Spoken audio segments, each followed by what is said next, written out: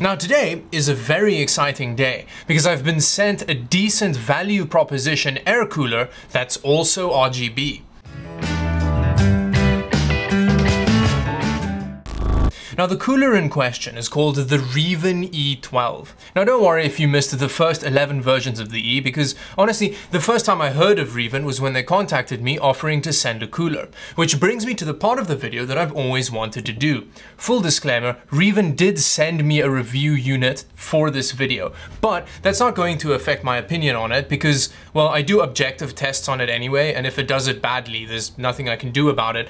And I'd like to think that my integrity is worth more than an RGB cooler. So let's get into it.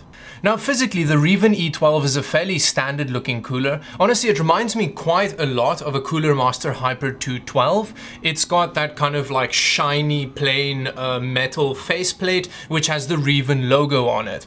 Now there was a bit of an issue when I unboxed the actual cooler that there was a scratch from the factory on this plate, which is not great, especially considering the fact that it's in a very visible location. The cooler does have 4 heat pipes which make direct contact with the CPU, so honestly it should perform fairly well.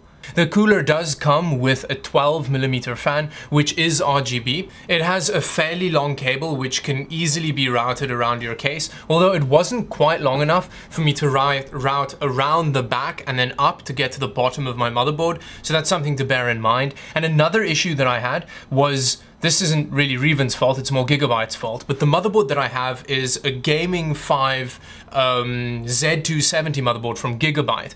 And for some weird reason, it's got a 5-pin RGB connector as opposed to a 4-pin. If your motherboard isn't compatible with a 4-pin RGB cable, you're not gonna have any lighting on the cooler at all. But so because of the compatibility issue that I had with my motherboard, I actually ended up having to plug it into my Asus motherboard via an extension cable in a fairly ghetto fashion. Now when it comes to the actual RGB implementation, first let's put it to the ultimate RGB torture test, which is how well can it display pure white?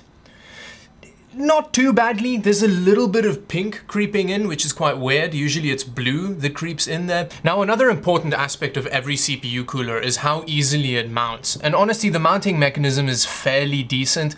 It's got these little plastic clips which you can use to secure the metal pins in place, which is quite nice so that they don't fall all over the place when you're trying to install the cooler. That's a nice touch.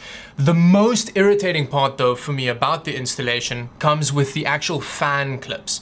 Now these fan clips are really fiddly to use, and I know that technically the cooler does have unrestricted RAM height clearance, but I can imagine that with higher profile RAM, you're gonna have a real problem getting that fan on just because of how fiddly the clips are. But other than the clips, it's a pretty good mounting system. And now let's get into the actual thermal tests. Now I decided to test it against a Reeven H7 cooler, which is fairly similar, although it has 1 fewer heat pipe than the Reeven E12, although it does have a bigger fin stack. So it'll be interesting to see how the two perform in comparison.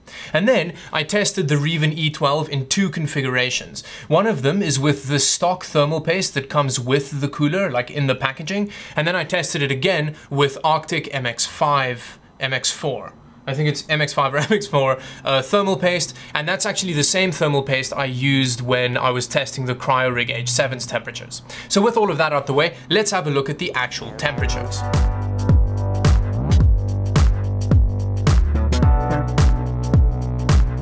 Now I'm actually really impressed with these results. They perform very similarly to the Reeven H7. And the thing that I'm the most impressed by is the fact that the stock thermal paste that comes with the cooler performs the same as the Arctic MX4. So it means that they're giving you a good thermal paste, which is a really nice thing. In conclusion, should you buy a Reeven E12? Now honestly, it's a pretty good cooler, especially for $30. It's got a decent RGB implementation, it performs fairly well, and it doesn't look too bad.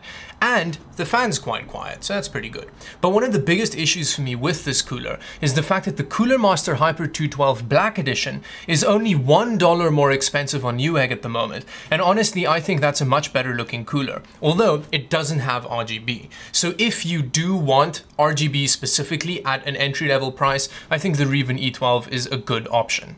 Anyway, with that, it brings me to the end of the video. If you liked it, do like and subscribe to the channel for more videos like this one. And until the next one, bye-bye.